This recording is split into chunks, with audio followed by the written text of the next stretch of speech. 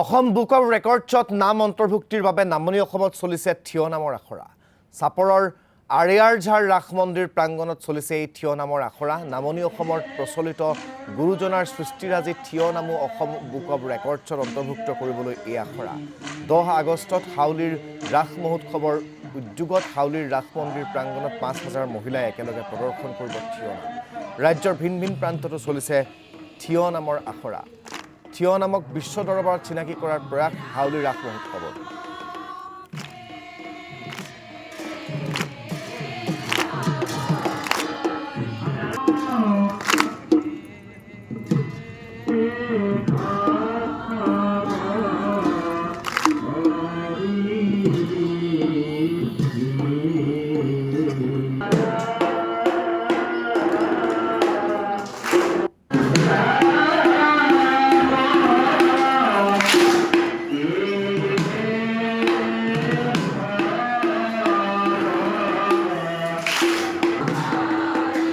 এইটো আমাৰ হাউলী ৰাস মহোৎসৱৰ উদ্যোগত এইটো 5,000 মহিলাই থিয় নাম গাব। আমাৰ যি নামনি অসমত থিয় নাম বুলি ক'লে নামনি অসমক জানে, আৰু বিশেষভাৱে চাপৰ গোৱালপাৰা ধুবুৰী ইফালত থিয় নাম বিশেষভাৱে প্ৰচলন হৈ আছে।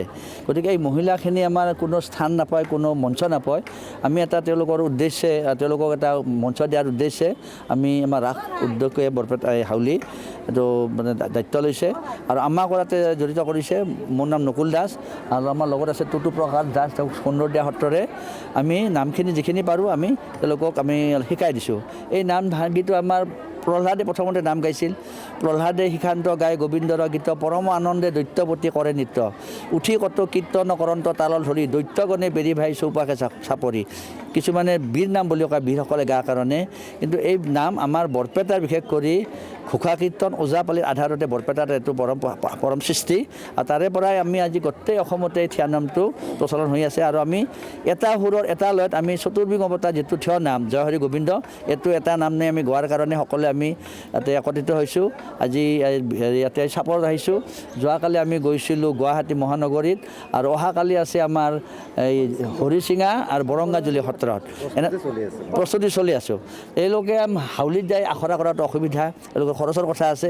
আমি নিজাববীয়াকৈ খৰচ কৰি আমি এওঁলোকক আমি শিকোৱাৰ কাৰণে বা সহায় কৰাৰ কাৰণে আমি